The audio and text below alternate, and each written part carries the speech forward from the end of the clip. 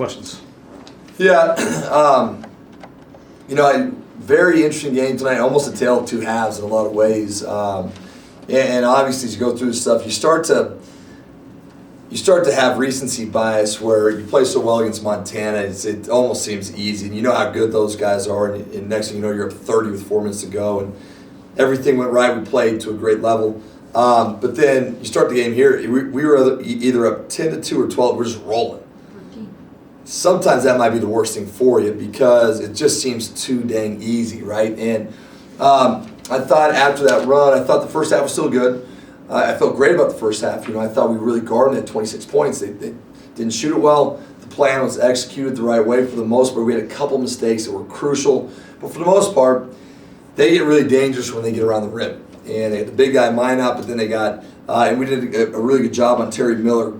But Terry Miller, Isaiah Johnson's big athletic, just 4s and 5s and 3s. And what they really want to do is get around the rim and just bully you around. And so that was kind of our thing. Like, that's not going to be how we're going to get beat. We're going to get beat by those guys taking contested threes. Like, for instance, I think Isaiah Johnson's made 7 threes all year in 17 games. I think he's made 7 threes. And in the first half, he was 1 for 4. And so it's like the plan is working. We're getting those guys to take threes. They can make them, but it's not really what they want to do. And they had one offensive rebound and have it all linked together, right? So they're taking threes. The big guys are away from the rim. We're getting rebounds. I thought we could have been up substantially more. I thought in the first half we got tremendous looks on offense that we didn't make. It's whatever, just wide open threes. But you going up 10, and I do think the second half they outplayed us. Like just calling a spade, they played better than us. They were able to kind of figure out both of our ball screen coverages. We had to eventually, and I am proud of our guys that 4 minutes left, we went to plan C, which is switch all ball screens and try to keep them in front, no more threes. And we did a good job to finish the game, but I do think that they outplayed us in the second half. But at the end of the day, you've got to find a way to win these games when it's just not going great. You look at it, I think Langston's the second leading scorer in the league. And on most nights, if you have the second leading scorer in the league and they just don't score very well, you're going to lose. And so for Lang to only have 7 points, it just didn't really present itself that way for him tonight. But he only had 7 and still find a way to beat a good team. That's encouraging. You know what I mean? It's kind of the idea that we've got a bunch of good players. But yeah, I mean, there's a lot to work on. There's not a lot of time to work on it. I thought there were some good things, some substandard things, and we just got to get it moving right away as we move into this next game.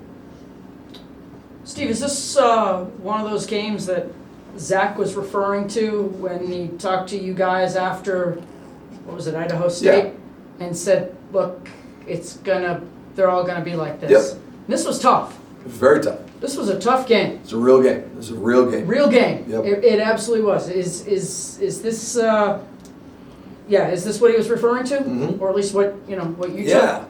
And I think, as Michael mentioned some of those stats too, as we continue to win, that bullseye gets bigger and bigger. And like some people shrink away from that, and our guys don't. I don't want to shrink away from it. I want to win them all. And sometimes it's good to get a loss. Like we want to win. We want to learn in winning, obviously. But the more you win, the bullseye gets bigger and bigger. And I'm telling you, on Saturday, like our guys, Sacramento State, their record's not great right now, but they're coming in trying to take us down. So like at the same point in time, you've got to be able to fight human nature. I told the guys after the game, I said, I use that phrase with these guys all the time, especially since we started winning. But the idea of human nature that, what you accept in victory, you must accept in defeat, things like that. And can you handle success? And I thought we got a little sloppy today. And I thought it almost got us. And we found a way to make enough plays, but we got to make sure that we don't allow that to be the standard. We got to do better. We got to do better tomorrow in practice, and we got to do better on Saturday. If I can just quick follow up, yeah. What does it tell you that at least tonight you're 1-0, you won, you survived? It's awesome. Yeah, still happy. Like by all means, still happy. Really happy we won. This was a fight. This was tough. It was a talented team. They played well. We made them try to beat us in a way that they statistically don't want to do that. Q Myers is a good player. I don't think he's made 3 threes in a game all year, but give him credit. He made the threes. He made the shots that we were trying to force him into. And this was a great game. This felt like a high level game. And the more of these that we can play, and ideally win, but the more of these we can play, it it's like a callus, right? Like it's just you gotta toughen that skin up a little bit. The more you lift weights, right, you get these little calluses on your hands. It makes you tougher, right? So absorbing tough games and finding ways to win in these games, it should do nothing but make us a tougher team. Coach, some of the final stats don't look quite like they did, but especially the free throw shooting. Your team, I think, was 14 of 18 there late. Yeah. Did make some critical free throws there late. That's right. But you still have to be pretty happy with the way your team performed. This is now a couple games. I know we've talked. You could very easily be 2-3. Yeah. But at the same time, your record says you're 5-0, and there's a famous coach that says you are what your record is. That's what it is. How does that make you better going forward, even though you've had a couple late possession wins? I tell you, like, if you had to pick one or the other and say, hey, I'd rather just win all the games by 30, that would be nice. It's not reality. But if you said, I'd rather win all the games by 30, or I'd rather win games close, I'd probably rather win games close. You know, we spent time yesterday on reviewing, if it's close late, they got a foul, what's our options? You know, in terms of the baseline, full court, the sideline in the back court, the sideline in the front court, the baseline in the front court. Sure enough, situation happened. If you're up 15, there's no situation, you just win the game. But we were up 2 with one timeout left with about 10 seconds to go, and Quinn got that loop and got the ball. We worked on that yesterday. You never know when the situation happens. But I just think that when you play these games, and it forces you not only to dig deep from a toughness, and that's all part of it too. Guys, you have to get one more rebound. You know, Brock fouled out, we start playing small again. You got to go get a rebound, right? But then too, from a mindset, IQ, and situational standpoint, boy, you can't put a price tag on being in these situations and finding a way to execute the situations and win. Because at the end of the day, a lot more games are lost than they are won. You know, a lot of teams lose a lot of games as opposed to winning games because they screw these things up at the end. And us too, we miss free throws, right? We make those free throws, the game's over. But boy, you know, I'd still rather learn these lessons in a victory than in a defeat. You played 3 of the best offensive rebounding teams in the league already in your first 5. Yeah. Your team's not one of the bigger sized teams. How do they do it? How are they one of the best defensive rebounding teams? Habits and care factor, you know. And like right now, going to the game from the little nerd ball stuff we look at, we're 4th in the country and not giving up offensive rebounds. And we're not that big. But at the end of the day, those habits were built in June, July, August, September. Like that's day one stuff. Your point guard's leading the league, or leading the team in rebounds. Yeah, and it's awesome. That's That's been something that we're going to hang our hat on, because at the end of the day, you know, some things don't travel well. But one thing that travels well is you can rebound at home and you can rebound on the road. And so for us, like that's a big deal for us. And we hang our hat on it, we stat it, we chart it. You know, we don't just say, hey, you got to go rebound. Like it's a technique thing, it's a film thing, it's a grading thing. If the guys don't do it right in the summertime, they got to pay taxes, which means they got to run. Like it's something we put a lot of effort into, and they buy into it. Do they pay taxman for points in the paint? Because it seems like your team always dominates this. Another big team, and you almost 2-1 in the paint tonight. Yeah, well, it's just we're in an interesting spot in a good way that, you know, we're not taking a lot of threes. I'm perfectly fine. All you guys do is take threes. Like, if that's what they give us. But like at the same point in time, we've been awesome at getting that ball in the paint, in our interior passing, and so I think it's a testament too that like every roster you have, you can't assume that the plan last year is going to be the plan this year. The plan, like, we got to look at our roster and find our guys' skill sets. We want Langston around the rim. We want Brock around the rim, you know. So, yeah, it's been interesting, but like we are really in that paint like at a high level right now. It's awesome. So. Well, Coach, that speaks to you. You know, you love that assist to the shot make ratio. Yeah. And those points in the paint are translated from your assisted shot. I think it was like 15 to 27 or something like that off the top of my head. Yep, absolutely. And that's the thing is, like, you know, one of our last things offensively in our pregame talk is let's make sure we take a good shot and get rid of that, and let's go from a good shot to a great shot. Can we swing it one more time? I got a good shot, but can I get it over here to get a great shot? And our guys, for the most part, really bought into that, and they've done that all year, and it gives us easy looks. Speaking of passing, Brock's passing and assists and big sky play is better than a lot of the point guards in this league. He's had 9 over the last 2 games. Yeah. Hasn't had less than 3, I don't think, in the last 4. Yeah. How good a passer is he? Underrated for a big man passer? Not by me. I think he's elite. I think he's awesome, and that's why, like, you know, when we recruit bigs, we say, hey, by the way, you're going to touch the ball more than pretty much anyone on our team, because we pop them out to the perimeter, put them at the top of the key. You got to read, you got to make all this stuff. if you can't pass, you can't play for us. Like, we don't want you just sitting on the block. That's part of it. Brock's the lead down there too, but being able to pass, like, if you can't pass, I don't want the ball in your hands, right? And so, but our bigs, they have that ball in their hands a lot. That pass he made down to Jaron down the lane, that was Brock, right? That was him. That was slick. That was a big play. That was a Yeah. bullet. Yeah, it was a big play. Yep. Any more questions? Coach, what does it say about the maturity level of this team that you came off a big win over the weekend, but yet you come back here tonight? The students were rocking, Yeah, players were good. jumping, obviously, and then you pull out another nail biter. What does it say about the maturity level of these guys that are able to pull out these close wins? Glad you brought that up. Big shout out to the students. Big time effort. Big, that was awesome, man. It's good to have them back. It's good to have the pep band back. We need that energy every game. But yeah, you get back from the road, and it's not just the emotional, deal. You get up at 4 a.m. in Missoula on Sunday morning. We were up at 4 a.m. and you fly back, and the bus broke down.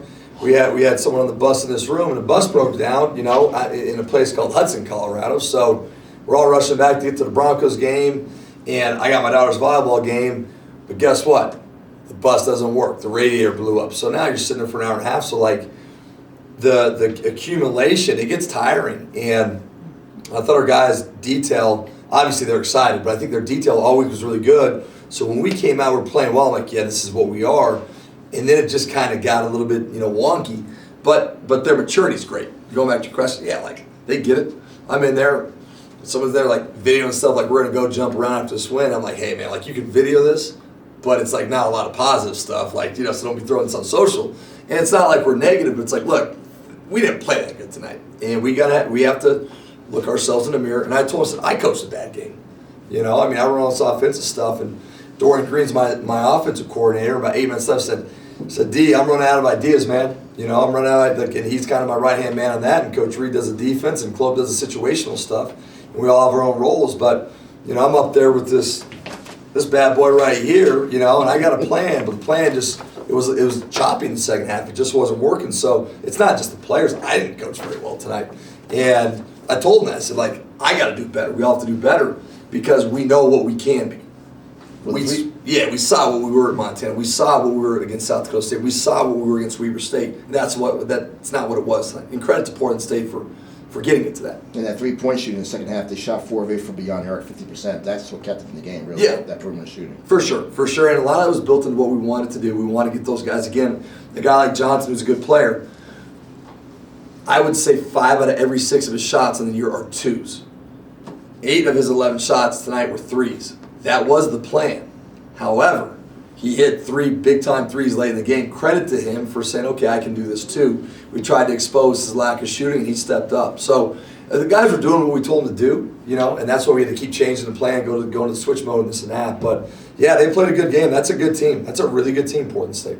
And obviously, no game is a given in this league because obviously, as close as this game was, let's just compare to what was out on Saturday night. It's like anybody can come in here and take their best shot. Anybody. That's right. Yep. So how about Tay-Shot, Coach? Yeah. Didn't have a lot of points tonight, but you saw the physical play tonight. 5 rebounds and 11. I think Brock touched on it. Guy averaged almost 10 rebounds a game at VMI. He did, yeah, Which that's the right. SoCon's a really tough league as well. Yep. Is he starting to round in Yeah. after missing time? Is he starting to get his conditioning back? He's looking better and better and better, and those 11 minutes. Obviously, Egan was out tonight, and so and Will didn't play as much, but did a good job. We had Will going there, and then in the first half, he got the first crack, and we put Tay-Shot in there mainly at the 5 when Brock got foul trouble, and I just felt good about it. I was like, I think this is the way to go because he's not really a 5; he's more of a 4. But with Egan out, Brock gets foul trouble. I thought Tay was good in the flow of that game, and he did a great job. So it's exciting, to be able to add another player to the mix that's helping us win games. Any more questions? Coach, we talked about it in pregame, that cliche target on your back kind of mentality now, and I'm sure you'll answer humbly, but it's got to feel good to still be 5-0, first place. You got a great team, and just kind of grooving right now. Yeah, there's so many things you can take for granted, right? You can take, health for granted. We're healthy. I got a couple little injuries here and there, but for the most part, knock on wood if this is wood or whatever this is, but, at any point in time, something can happen. And when it does, you just adjust, you move on. But, we're healthy, our guys are connected, and we're finding ways to win when we're not playing great. And so I feel great about it. The bullseye thing is a real thing. And we're cool with it, you know what I mean? But when that bullseye's there, you better play better. a C+ performance, you ain't gonna win. You know what I mean? And people are watching and people are caring, and the students coming back, and on kind of a national level, these kind of mid-major rankings, like everyone sees the stuff. And so at the end of the day, like you got to rise up, you got to play better. And already talking about you guys, I don't want to think too far ahead, but ESPN's already got you guys in the field of 68 early. Yeah. Well, at the end of the day, we got to win 3 games in March. But it's cool. My brother sent me some picture, and I was like, dude, I got you at a 13 seed. It's like, dude, there is no seed. We have to win 3 games in March. But this is cool. Exactly. But it's cool to see people talking about it. It brings, excitement to our campus and our town. I think it's great. You rather have people talking about you that way than being 0-5 and not talking about you. I'm with it. They've been talking to the state really in terms of men's college hoops in the state. I mean, I would think many would say that UNC, compared to the other Division I schools in the state, you guys are the talk of the town right now. Seems like it, yeah, for sure. Which is great. Well, that CU won. That CU game probably still leads, doesn't it? No, we're moving on. That was a good game. All right. Thanks, everybody. Thanks, Coach. Appreciate it. Yep.